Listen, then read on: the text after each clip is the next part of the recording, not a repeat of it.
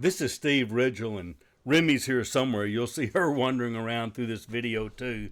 Uh, but I'm going to talk a little bit this morning. Some of you probably know, but my wife and I have a ranch about 30 minutes outside of Abilene, and we're building a barn dominium on it, and we're thinking about moving out there because it's only 30 minutes into town, and we like the country, and we've got agriculture roots, and we've got a few cattle, all that kind of thing. So there's a number of reasons we might want to live out there. But this morning, in a few minutes, we're having a realtor. Now, she's a believer, someone we go to church with, but she's coming to tell us what our house in town is worth, because we may sell it to put it toward the barn dominium cost, and she's going to tell us its value. And so we've been talking some and thinking about how you value a house.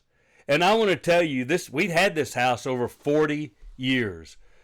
Our kids were born when we moved in here. They were already here, but we mostly raised them in this house. And it's where there have been literally thousands upon thousands of Bible studies. And there's no telling how many meals where we have fed people and how many people have stayed in this house and how much good's been done out of this house. And you know what?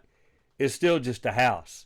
I mean, they're going to put a numerical value on it, and it's not going to be very high because over 40 years, our neighborhood's declined, our house has declined. I mean, it is what it is. But in thinking about that, we realized somebody says, aren't you going to be sentimental? And if you move because you raised your kids, and we're not that way about things. This house was a thing.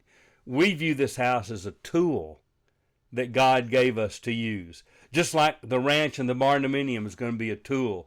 We're going to have some retreats for elders and ministers and people and different kind of things, and we'll still have people out there. But all the things are just that. They're things. They're tools from God. The value of this house isn't the house.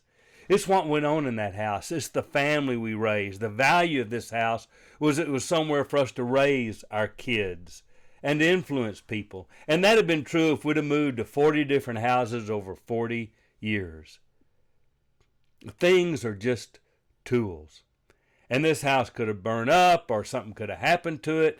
And when they say to us, here's what your home is worth. Our home's worth, you can't put a price tag on our home. The house is worth a certain amount of money. So I said all that to say this. Wherever you're living, if you do this kind of exercise, well, if we had a little bigger home, we'd have people over. If we had a better place to fix meals, we'd host more people. That's not true. This little house that we're living in has had over 300 college kids in it to eat.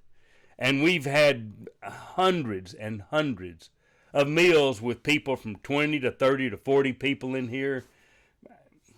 Homes are what you make with the people. Houses are what you use. They're tools. And so, for us, this tool is about to be sold to get some money to put in on another tool. Probably the last house we'll ever live in, I'm sure, is our barn dominium.